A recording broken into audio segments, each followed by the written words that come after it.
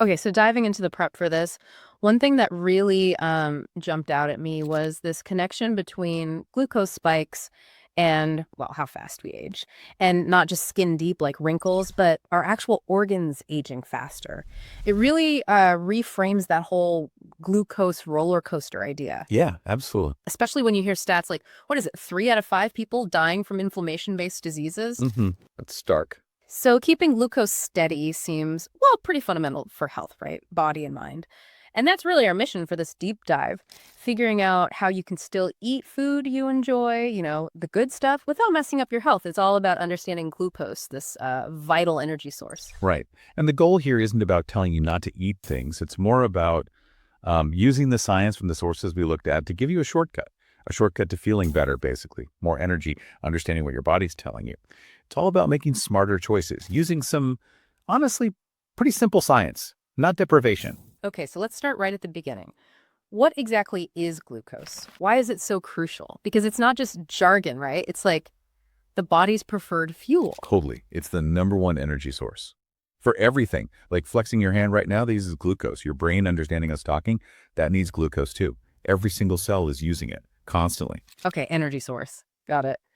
So where do we primarily get it from, food-wise? Well, for us humans, it mainly comes from two types of food. Starches first. So think bread, pasta, rice, potatoes, oats, that kind of thing.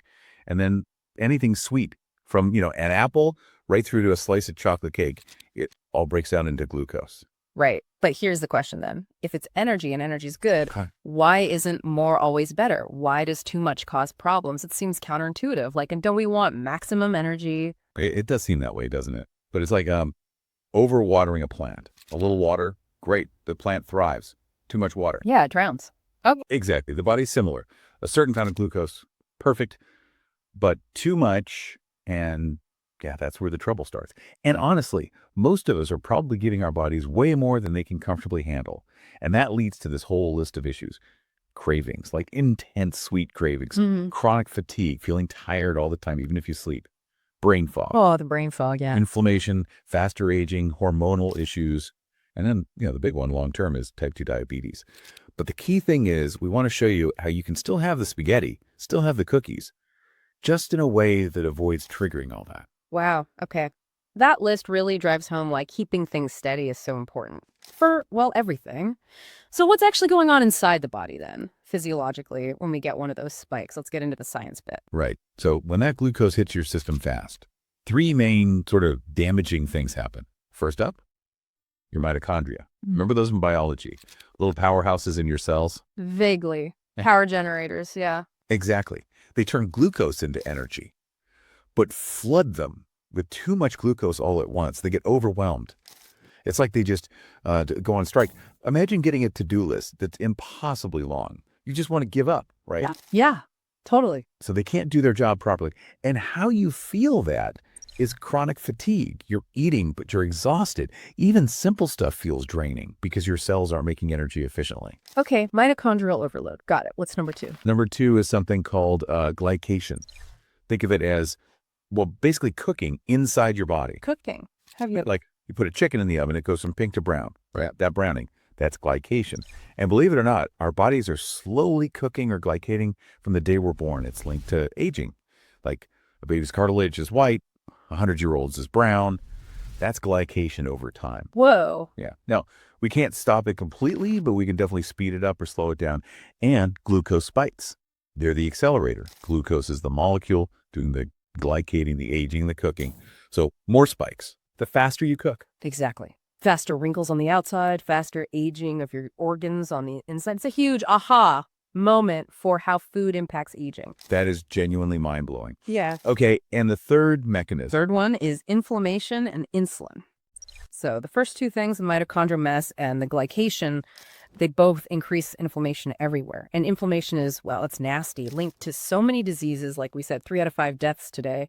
You want less of it. Definitely. Plus, when your body sees that huge glucose rush, it knows it's not good. So it signals your pancreas. The pancreas releases insulin. Insulin's job is basically to grab all that extra glucose and shove it away somewhere fast, into your liver, your muscles, and importantly, into your fat cells. Ah, so that's the direct link to fat gain. It's a primary one, yes.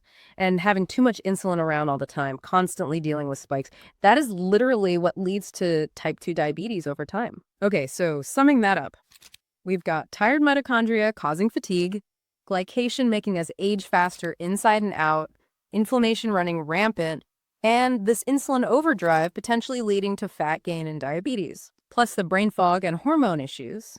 It paints a pretty clear picture of why we need to avoid that roller coaster. Precisely.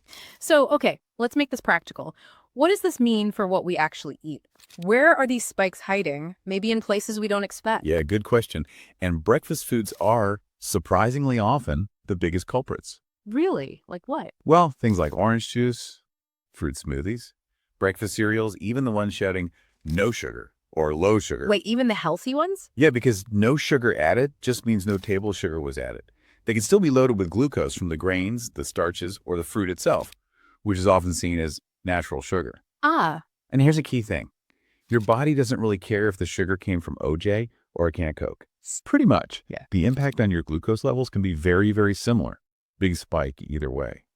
Also, things like modern fruit, it's bred for sweetness, right? So you can like 50 grapes in one go or a big handful of dried fruit. That can definitely cause a spike too. Just because it's fruit doesn't mean huge amounts are fine. that really turns some common ideas upside down. We're so conditioned to think sweet breakfasts are the standard, even healthy. But the research seems clear that breakfast spike kind of dictates your whole day, doesn't it? It really does. I mean, I remember this vividly. Growing up, it was orange juice, maybe Nutella crepes. Yum. Sounds good. Oh, it was. But like clockwork. 10:30 a.m., boom, Yeah. exhausted, glucose crash, and starving. Yep. And that crash literally flips a switch in your brain. The craving center just screams, find sugar now. It's almost impossible to fight. So yeah, that breakfast spike really sets you up for a day of fatigue, cravings, inflammation, the works. Which leads us perfectly into hack number 1. Go for a savory breakfast. Build it around protein eggs, tofu, maybe even some leftover salmon from dinner. Why not? Add some healthy fats. Keep the sweet stuff minimal or zero. What happens? Your glucose stays nice and steady. You get sustained energy all morning. Your brain feels clear, focused, and those cravings, gone. But what about my pancakes? My cereal? Do I have to ditch them forever? No, not necessarily. Here's the trick for those sweet favorites. Have them as dessert. Dessert for breakfast foods. Well, maybe not at breakfast, but have them after lunch or after dinner. See, if you eat something sweet or starchy after you've already eaten fiber, protein, and fat, the glucose gets absorbed much more slowly. The food already in your stomach kind of acts like a buffer. It slows everything down. Game changer for enjoying treats without the crazy spike. That's actually brilliant. Okay, hack 1. Savor breakfast, save sweets for later. What's next? Hack number 2. Eat your food in the right order. Specifically, veggies first. Veggies first. How much difference can that make? A huge amount, actually. There's this amazing study where people ate the exact same meal, just changed the order of the components. When they ate veggies first, then protein and fat, then starches and sugars last, they reduced the glucose spike of that meal by up to 75%. 75%, just by changing the order. Yep. No change in what they ate. It's because the fiber in the vegetables creates this kind of protective mesh in your upper intestine. It physically slows down how quickly glucose from the rest of the meal can get through into your bloodstream. Wow. It's pretty clever. That makes you think about restaurants that bring the breadbasket out first. Setting you up for the spike and then the dessert craving later. Sneaky. Maybe. So practically, what does veggies first look like? Super simple. Before you dig into the main part of your meal, just have some vegetables. Could be literally 3 baby carrots, a few slices of cucumber, some roasted broccoli, a small side salad, even just some cherry tomatoes. Okay, that's doable. And you'll notice how different you feel afterwards. Less of that post-meal slump, fewer cravings later. It's interesting too, culturally. Like the French often start with crudités, Italians with antipasti, often featuring veg. Middle Eastern meals often start with herbs. It's not revolutionary, just common sense backed by science now. Love that. Okay, veggies first. Hack number 3. Hack 3 is move your body after meals. The post-meal walk. Exactly, or any kind of movement. Your muscles use glucose for fuel when they contract. They literally soak it up. So after you eat, try to get just 10 minutes of muscle use in. Go for that walk, yeah. Play with the kids or the dog. Tidy up the kitchen, do some squats while the kettle boils. Even just calf raises sitting at your desk counts. 10 minutes isn't much. Nope. And it helps your muscles burn off some of the glucose you just consumed, flattening the spike. Obviously, if you're doing like intense exercise and athlete training, your muscles will use up way more glucose, giving you more flexibility around meals. But for most of us, 10 minutes helps a lot. Okay, movement after meals. Makes sense. What's hack 4?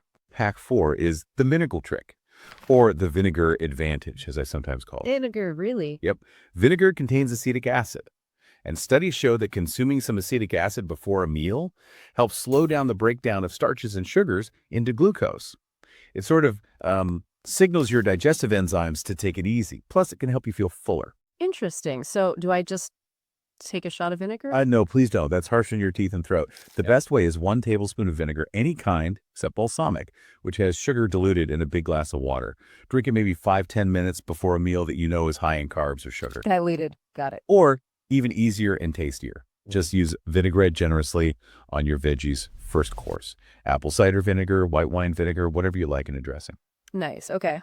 Vinegar power. And the last hack. Hack 5.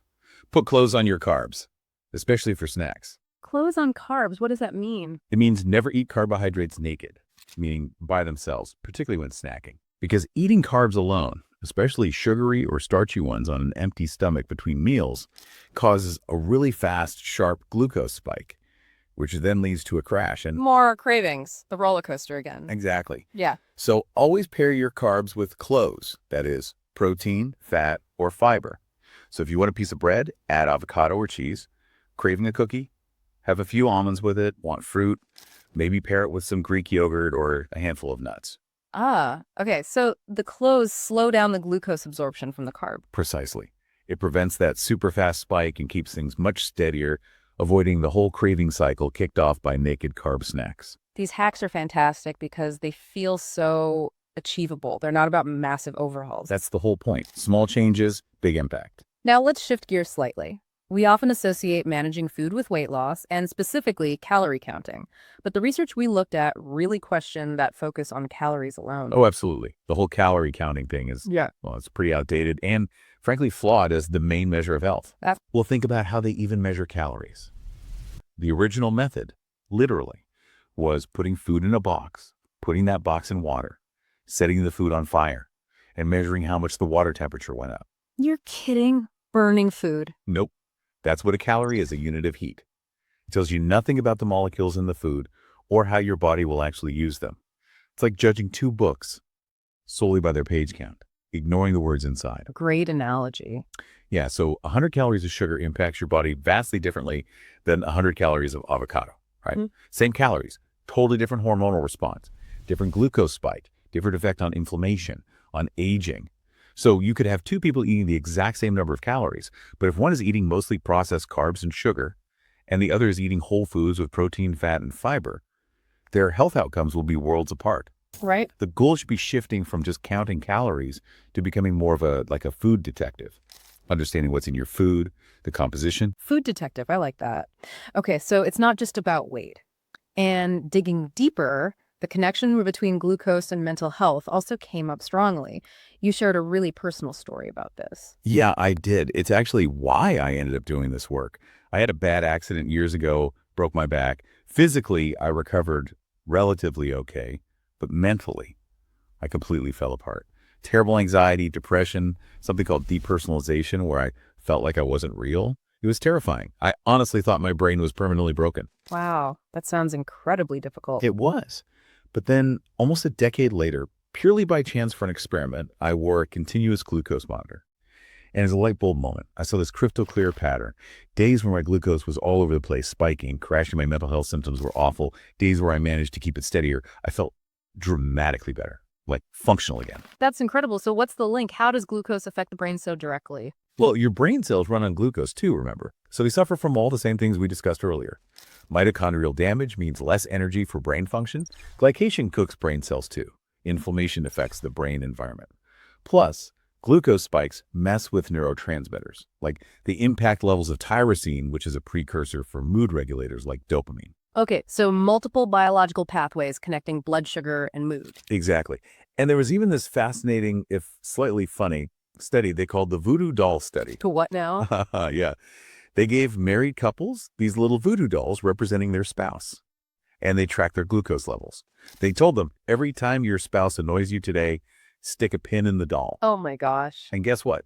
The people whose glucose levels were the most unstable, the most spiky and crashy, they stuck significantly more pins in their spouse dolls. No way. So blood sugar swings literally make you more irritable and prone to The conflict. correlation was clear in that study. Yeah. It highlights that link between glucose stability and emotional regulation, or lack thereof. It really shows how interconnected everything is. Which brings me to things like meal timing and sleep. How do they play into this glucose picture? Hugely interconnected. Sleep is massive. When you're sleep deprived, your body naturally craves more sugar and simple carbs the next day. It's looking for quick energy. Right, I feel that after a bad night. Yeah. But here's the double whammy. When you're tired, your body also becomes less efficient at managing glucose. Insulin doesn't work as well. So the same meal you ate yesterday might cause a bigger glucose spike today just because you slept badly. Oh, that's a vicious cycle. Totally. Bad sleep, more cravings, bigger spikes, worse inflammation, maybe worse sleep that night. It spirals. Consistent meal timing can help too, kind of training your body's rhythms. But starting with that savory breakfast, getting some movement in, those are powerful first steps to break the cycle. So managing glucose isn't just a factor for mental well-being. It sounds like a really foundational piece. I believe it is. It might not be the only answer for everyone, of course. Mental health is complex. But it's a fundamental physical layer that significantly impacts how your brain functions and feels. And importantly, it gives people agency. And for folks with type 2 diabetes, knowing these changes can actually lead to remission. That's incredibly empowering. Definitely. Now, what about supplements? There seem to be a lot popping up in this glucose space. What's your take? Yeah, it's a booming area. And honestly, you have to be really careful. So many glucose support supplements out there are, ironically, packed with hidden sugars or fillers that can actually spike your glucose. It's maddening. That's counterproductive, to say the least. Exactly. I spent years researching effective ingredients, which led me to develop something I call the anti-spike formula. It's a capsule with specific natural ingredients: white mulberry leaf extract, some lemon extract, cinnamon, and certain antioxidants from green veggies. The research shows taking it before a meal can reduce the glucose spike from that meal by up to 40%, which is even more potent than the vinegar trick. 40% is significant. It is. And beyond just flattening the immediate spike, it seems to have longer-term benefits too, like reducing inflammation markers and boosting something called GLP-1. GLP-1 is a gut hormone that tells your brain you're full, so it helps with satiety too. Oh. But, and this is crucial, was designed as an extra tool, an additional hack. It absolutely does not replace the fundamental food strategies we've been talking about. Those always come first. Right. Food first. Supplements as potential support. What about medications like Ozempic? They're getting a lot of attention. They are. And look, for some people, especially those dealing with significant health issues related to weight and insulin resistance, they can be genuinely beneficial, life-changing even, under medical guidance. But from a bigger picture view, the need for drugs like Ozempic on such a massive scale really highlights how broken our modern food environment is. We're living in a system that makes it so easy, almost unavoidable, to constantly consume foods that destabilize our biology, to the point where we feel we need a drug just to manage our appetite around it. That's pretty concerning, isn't it? Yeah, that's a sobering perspective. And there are also concerns, about the type of weight loss, sometimes significant muscle loss, and what happens when people stop taking them. Often the weight, primarily fat, comes back.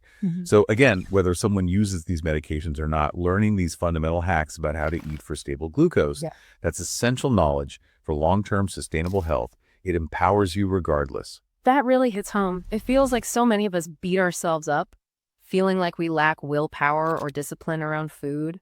But maybe it's less about personal failing and more about navigating a tricky environment armed with the wrong information or manipulated by marketing. I completely agree. It's often not your fault. You've been swimming against a tide of misinformation and a food environment designed to trigger these very cycles. Hopefully, this deep dive gives you back some of that agency, that knowledge to make choices that feel good and actually work for your body and mind confidently. So wrapping things up, we've journeyed from understanding what glucose even is to the nitty-gritty of spikes and crashes, the damage they cause, through to these really practical, simple hacks: savory breakfast, veggies first, moving after meals, vinegar trick, dressing your carbs. And we've seen how this isn't just about weight, but deeply impacts energy, aging, inflammation, mental clarity, mood, pretty much everything. These adjustments aren't about painful restriction. They seem to be about gaining freedom, actually. Freedom from cravings, fatigue, brain fog, moving from feeling controlled by food to feeling in control of your health. Beautifully put. And maybe a final thought to leave everyone with is this. Remember that symptoms, fatigue, cravings, brain fog, irritability, they aren't your enemy. They're messages. Your body is constantly trying to communicate with you, tell you what it needs, what's working, what isn't. Learning to listen to those signals, understand them through this lens of glucose stability, and respond kindly. That's perhaps the ultimate act of self-care and empowerment. That's powerful. So the invitation to you listening is pick just one hack from today. Try it this week. Don't try to overhaul everything at once. Just pick one, implement it, and pay attention. Notice how you feel. Your body is the expert here. Listen to it.